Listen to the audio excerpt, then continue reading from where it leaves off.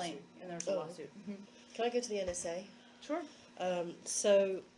President Obama laid out a number of things in his speech this morning, following the revelations from Edward Snowden. He said that he was halting the spy taps which targeted friendly world leaders. Do you believe this is now going to draw a line under this episode, and do you believe this will allay the fears of foreign leaders that their phones and messages are being listened into and tapped? Well, let me first say that obviously the Secretary and the State Department was engaged in the review that led up to the speech, and certainly have great support for the President's message as we move forward. Secretary thinks this is a timely, positive opportunity to strengthen the work we're doing, elevate and highlight our current efforts, build on our already strong team of cybersecurity and internet experts, and deepen U.S. leadership on these critical emerging foreign policy issues. He'll be talking with our appropriate officials and other interested parties to determine how best to achieve this end.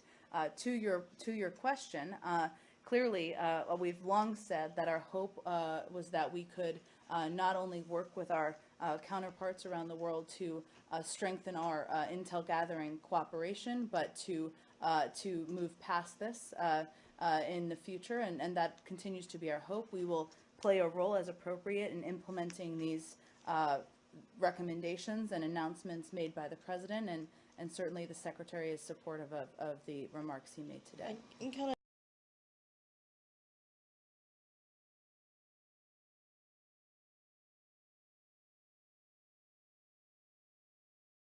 ask you, in his quote, in one of his quotes, he said, "We will not monitor the communications of heads of state and government of our close friends and allies." Who counts as a close friend and ally? Well, I would point you, this was a speech that the President delivered that they, I know, have done an extensive briefing on and have a range of fact sheets, so I'd point you to them on any specific questions. But is there a legal definition of what is considered an ally of the United States and what is just merely a close friend? Again, I would point you to the White House on any specific questions you have about the speech and the policy announced by the President. But that was a more broader. That was a broader question. The State Well, but I Department think must be involved. you're asking about what he meant by that, so that's why I'm pointing you to. No, I'm asking you if there is a list, for want of a better word, of United States formal allies. Well, certainly we recognize certain countries as formal allies. As you referenced, friends. I would point you to the White House and see if there's more they would like to lay out on that front.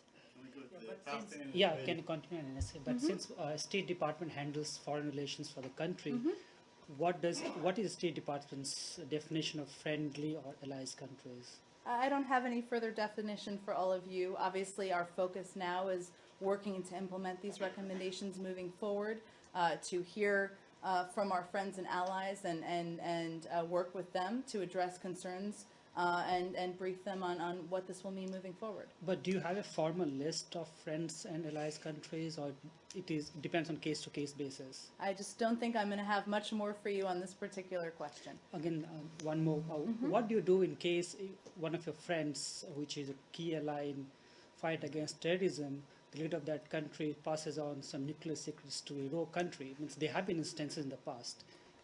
Would you continue surveillance or not continue surveillance? Well, that sounds like the plot of a movie, but... No, it's not. It happened in the past. It's part of America's declassified documents. I'm not going to speculate on that. What the speech was about today was laying out the outcome of a review and the process for moving forward.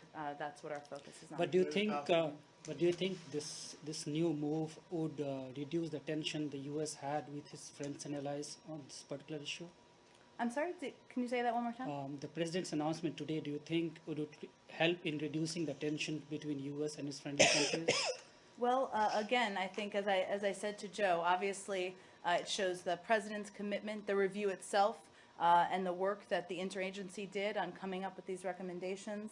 The President's commitment to this shows the United States' commitment to addressing these concerns, to taking them seriously, and to working to move forward, given how important these issues are to our friends and allies around the world.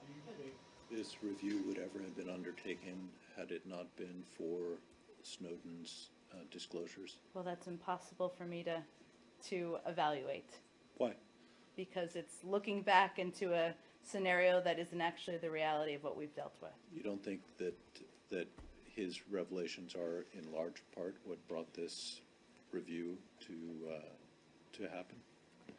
Hard for me to speculate on, Arshad. Obviously, the important point here is that the president undertook the review. He announced the outcome of the review today, and our focus is on moving forward. Go ahead, Joe. If he'd actually briefed any of your allies on what he was going to say today, were they given a prior? The president? Yes. You'd have to ask the White House on that.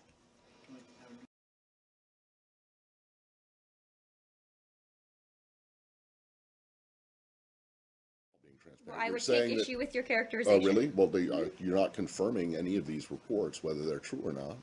That, How is that transparent? well, I think we can use whatever definition of transparent we want. I think-